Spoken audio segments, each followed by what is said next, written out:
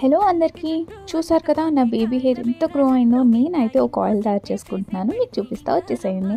దీనికోసం కలబంద ఆకు, ఉల్లిపాయ, చిన్నుల్లిపాయలు, కలోంజీ సీడ్స్, కరివేపాకు, మందారం ఆకులు ఇవన్నీ కలిపి, ఇంకా రోజ్మేరీ, హెన్నా పౌడర్ కూడా అనమాట, అన్నీ కలిపి పేస్ట్ చేసుకోవాలి. పేస్ట్ చేసుకున్న తర్వాత నేనైతే కొబ్బరి నూనె తీసుకున్నాను. అవన్నీ కలిపి ఒక గిన్నెలోకి తీసుకుని సిమ్లో పెట్టి బాగా మసలనివ్వాలన్నమాట. బాగా అంటే బాగా, ఎందుకంటే కలర్ చేంజ్ అయ్యి బబుల్స్ కాస్త తగ్గిపోయాక స్టవ్ ఆఫ్ చేసేసుకోవాలి. చల్లారిపోయాక మనం స్ట్రెయిన్ చేసేసుకుంటే మన ఆయిల్ అయితే రెడీ అయిపోతుంది. ఇది హెయిర్ని చాలా స్ట్రాంగ్గా చేస్తుంది, సిల్కీగా కూడా చేస్తుంది.